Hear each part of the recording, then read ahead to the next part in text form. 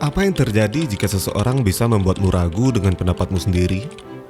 Dan bagaimana seseorang tersebut bisa melakukannya itu kepadamu? Dan kapan kamu baru mulai menyadari bahwa kamu sedang dimanipulasi?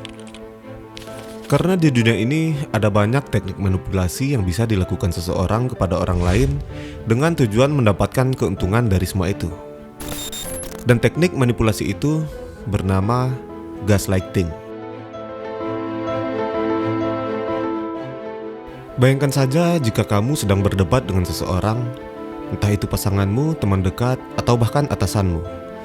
Kamu yakin bahwa sesuatu telah terjadi dengan cara tertentu, tetapi mereka terus mengatakan bahwa kamu salah. Bukan hanya itu, mereka mengatakan kamu terlalu sensitif, terlalu dramatis, atau bahkan mulai mempertanyakan pendapatmu sendiri. Lama-kelamaan, kamu mulai ragu. Apakah mereka yang benar dan kamu yang keliru? Gaslighting adalah salah satu bentuk manipulasi psikologis yang paling berbahaya.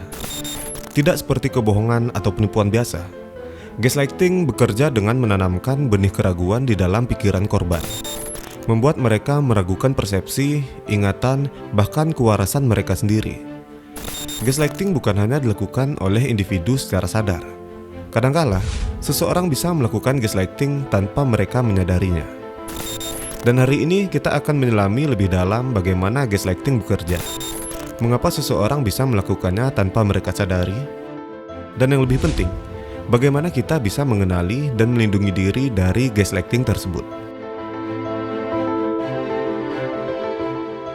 Istilah gaslighting berasal dari drama pada tahun 1938 yaitu Gaslight, yang kemudian diadaptasi menjadi film pada tahun 1944. Di dalam film tersebut, seorang suami dengan sengaja membuat istrinya merasa kehilangan akal sehat dengan memanipulasi lingkungan di sekitarnya, termasuk meredupkan lampu gas di rumah mereka dan menyangkal bahwa ada perubahan di rumah itu. Di dunia nyata, gaslighting bisa terjadi di berbagai aspek kehidupan, dalam hubungan pribadi, keluarga, tempat kerja, bahkan di dunia politik dan media. Dan ternyata, gaslighting ini bisa dilakukan secara tidak sadar. Tidak semua gaslighting dilakukan dengan niat jahat. Ada orang yang melakukannya tanpa mereka sadari. Biasanya hal ini terjadi karena pola pikir yang sudah tertanam sejak lama.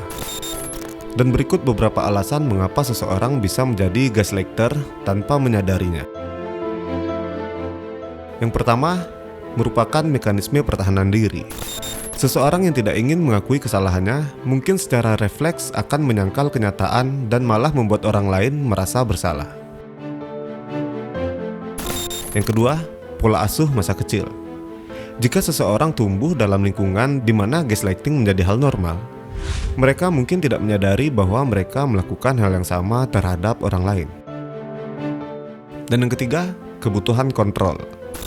Beberapa orang merasa nyaman dengan kontrol dan secara tidak sadar memanipulasi orang lain agar selalu merasa bahwa mereka yang benar.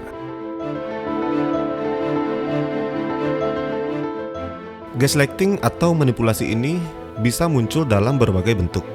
Antara lain, yang pertama denial, yaitu penolakan terhadap realitas.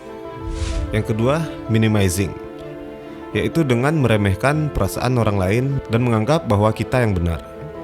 Yang ketiga, ada shifting blame, yaitu membalikkan kesalahan seorang lain. Hal ini biasanya dilakukan secara sadar untuk membalikkan realita.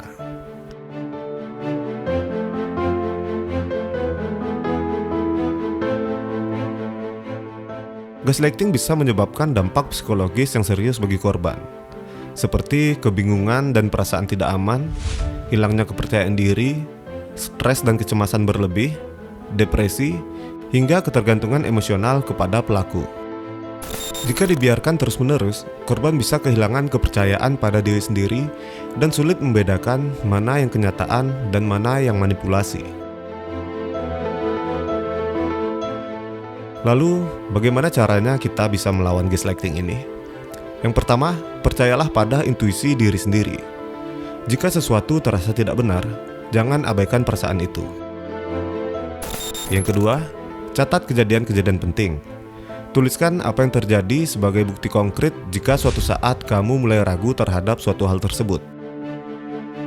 Yang ketiga, berbicara dengan orang lain.